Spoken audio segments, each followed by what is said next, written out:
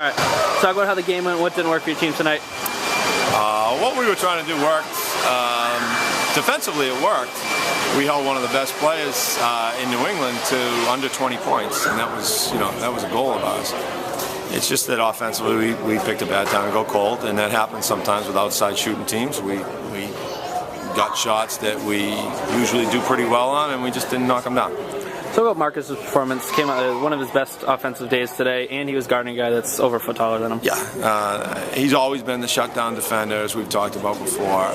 He struggled the last couple of games with his shot. He's worked really hard on it in practice, and he hit some huge shots tonight. And he got whacked in the mouth. He's got a fat lip, and nothing slowed him down. He just kept battling.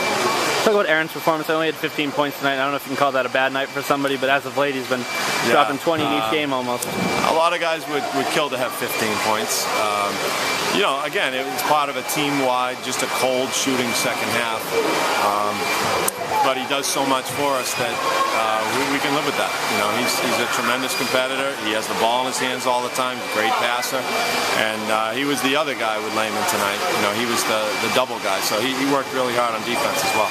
What changed in the fourth quarter, mostly defensively? Offensively, obviously, you just didn't hit some shots. Defensively, you shut them down a lot, similar to what you did to North Attleboro in that fourth quarter. Three quarters. Defensively, in the fourth quarter, the plan was nothing was going to change. I think we were tied at the end of the third, or maybe up 2 or down 2. It's close. We were going to just see more of the same.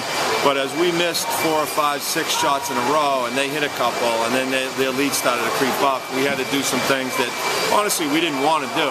We went man-to-man, we stretched the floor, we tried going full court. We needed to speed them up, and it's not what we wanted to do because they're so big, they pass right over the top, and Jake is good at finding the open man, and a lot of their guys hit shots. Last game we talked about the first 3 minutes of the second half being so important. At the tail end of that, that's when they hit that big alley-oop. What effect did that have on your team? I don't think that it freaked them out or anything. We talked in the timeout how it's just 2 points, and at the time it's still a ball game. I just think that, honestly, if we had hit 1 or 2 more shots in the beginning of the fourth quarter, it would have been a different game. To their credit, they contested everything. They're long, they move well, and we didn't knock down the shots, and I think that was the difference maker.